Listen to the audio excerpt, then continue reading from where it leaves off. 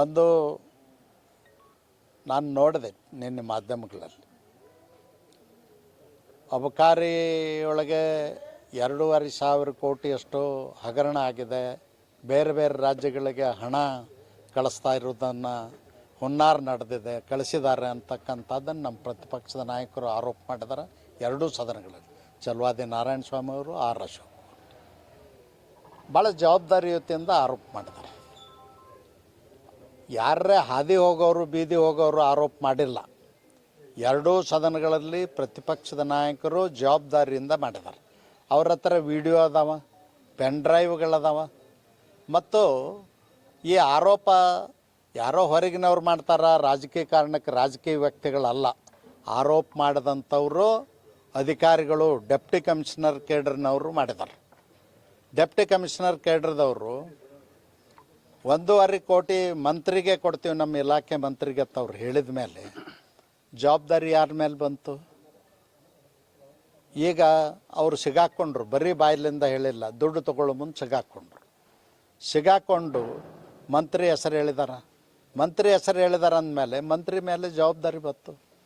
ನಾನು ಅಪರಾಧಿ ಅಲ್ಲ, ನಿರಪರಾಧಿ ಅಂತ ಸಾಬೀತು ಮಾಡ್ತಕ್ಕಂಥ ಕೆಲಸ ಮಂತ್ರಿಗಳದಾಗ್ತದೆ. ಅದಕ್ಕೆ ಮಂತ್ರಿಗಳು ಮೊದಲ ಸಾಬೀತು ಮಾಡಲಿ. ಒಟ್ಟಾರೆ ಹೇಳಬೇಕು ಅಂದರೆ ಕರ್ನಾಟಕದಲ್ಲಿ ಸಿದ್ದರಾಮಯ್ಯನವ್ರ ನೇತೃತ್ವದ ಕಾಂಗ್ರೆಸ್ ಸರ್ಕಾರ ಅಧಿಕಾರಕ್ಕೆ ಬಂದ ಮೇಲೆ ದ್ವೇಷದ ರಾಜಕಾರಣ ದಿನದಿಂದ ದಿನಕ್ಕೆ ಹೆಚ್ಚಾಗ್ತಾ ಇದೆ. ಬರೀ ಬಳ್ಳಾರಿ ಒಂದೇ ಅಲ್ಲ, ಇಡೀ ರಾಜ್ಯದಲ್ಲಿ ಆಗ್ತಾಯಿದೆ. ಮತ್ತು ಹೆಣ್ಣು ಮಕ್ಕಳಿಗೆ ರಕ್ಷಣೆ ಇಲ್ದಂಗೆ ಆಗ್ಯದ. ವಿದ್ಯಾರ್ಥಿನಿಯರ ಮೇಲೆ ರೇಪ್ ಆಗ್ತದೆ, ಮರ್ಡರ್ ಆಗ್ತದೆ. SC ST ಜನಾಂಗದವ್ರ ಹೆಣ್ಣು ಮಕ್ಕಳ ಮೇಲೆ ರೇಪ್ ಆಗ್ತದೆ, ಮರ್ಡರ್ ಆಗ್ತದೆ.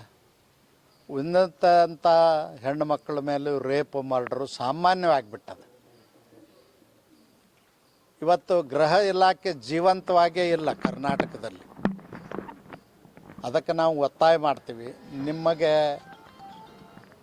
ಇದನ್ನು ತಡೆಗಟ್ಟಲಿಕ್ಕೆ ಆಗಲಿಲ್ಲ ಅಂದ್ರೆ, ಕಾನೂನು ಸುವ್ಯವಸ್ಥೆ ಹದ್ಬತ್ತಿನಲ್ಲಿ ಇರಲಿಕ್ಕೆ ಆಗಲಿಲ್ಲ ಅಂದ್ರೆ ಸಿದ್ದರಾಮಯ್ಯನವರೇ ಗೌರವದಿಂದ ರಾಜೀನಾಮೆ ಕೊಟ್ಟು ಹೋಗಿ ಅಂತ ಒತ್ತಾಯ ಮಾಡ್ತೀವಿ. ಮತ್ತು ಈಗಾಗಲೇ ಬಳ್ಳಾರಿಯಲ್ಲಿ ಪೋಸ್ಟರ್ ಹಚ್ಚೋ ಸಲುವಾಗಿ, ಬ್ಯಾನರ್ ಹಚ್ಚೋ ಸಲುವಾಗಿ ದೊಡ್ಡ ಘಟನೆ ಆಗಿ ಕಾಂಗ್ರೆಸ್ಸಿನ ಒಬ್ಬ ಕಾರ್ಯಕರ್ತನ ಕಾಂಗ್ರೆಸ್ಸಿನ ಶಾಸಕರ ಖಾಸಗಿ ಗನ್ಮನ್ಗಳಂತ ಹೇಳ್ತಾರೆ. ನನ್ನ ದೃಷ್ಟಿ ಒಳಗೆ ಅವ್ರು ಖಾಸಗಿ ಗನ್ಮನ್ಗಳಲ್ಲ, ಅವರು ಸುಪಾರಿ ಕಿಲ್ಲರ್ಸ್. ಅವ್ರಿಗೆ ಗನ್ಮನ್ಗಳಾದ ಮೇಲೆ ಅವ್ರಿಗೆ ಟ್ರೈನಿಂಗ್ ಆಗಿರ್ತದ, ಸರ್ಕಾರ ಅವ್ರಿಗೆ ಸರ್ಟಿಫಿಕೇಟ್ ಕೊಟ್ಟಿರ್ತದ, ಲೈಸೆನ್ಸ್ ಕೊಟ್ಟಿರ್ತದ. ಅಂಥದ್ದು ಯಾವುದೂ ಇಲ್ಲದೆ ಒಬ್ಬ ಸುಪಾರಿ ಕಿಲ್ಲರ್ಸನ್ನು ಇಟ್ಕೊಂಡು ಕೊಲ್ತಕ್ಕಂಥ ಕೆಲಸ ಮಾಡಿದ್ದಾರೆ. ಅದನ್ನು ನಾವು ಖಂಡಿಸಿದ್ದೀವಿ. ಭರತ್ ರೆಡ್ಡಿನ ಅರೆಸ್ಟ್ ಮಾಡಬೇಕಂತೂ ಕೂಡ ಒತ್ತಾಯ ಮಾಡಿದ್ವಿ. ಇನ್ನು ಎರಡನೇದಾಗಿ ನಿನ್ನೆ ದಿನ ಅವ್ರದ್ದು ಮಾಡೆಲ್ ಹೌಸನ್ನು ಬೆಂಕಿ ಹಚ್ಚಿ ಸುಟ್ಟಿದ್ದಾರಂತೆ. ಈ ರೀತಿ ಗುಂಡಾಗರ್ದಿ ಮಾಡೋದ್ರಿಂದ ಸಮಾಜಕ್ಕೆ ಒಳ್ಳೆಯದಲ್ಲ. ಮತ್ತು ಸಮಾಜ ಸೇವೆಯಲ್ಲಿ ಗುಂಡಾಗರ್ದಿ ಮಾಡ್ತಕ್ಕಂಥ ಜನ ಇರಬಾರ್ದು. ರಾಜಕಾರಣ, ಸಮಾಜ ಸೇವೆ, ಶಾಸಕರು, ಸಂಸದರು, ಮಂತ್ರಿಗಳಂದ್ರೆ ಸಮಾಜ ಸೇವೆ ಮಾಡಲಿಕ್ಕೆ ತಾವು ಸಂತರ ಥರ, ಶರಣರ ಥರ ಕೆಲಸ ಮಾಡಬೇಕಾಗ್ತದೆ. ಆದರೆ ಚಂಬಲ್ ಕಣಿವೆ ಡಕಾಯಿತರ ಥರ ರಾಜಕಾರಣದಲ್ಲಿ ಇರಬಾರ್ದು. ಅದಕ್ಕೆ ನಾನು ಖಂಡಿಸ್ತೀನಿ. ಯಾರು ಆ ಘಟನೆಗೆ ಸಂಬಂಧಪಟ್ಟಂಥವ್ರು ಇದ್ದಾರೆ ಅವ್ರನ್ನ ಕೂಡಲೇ ಅರೆಸ್ಟ್ ಮಾಡಬೇಕು.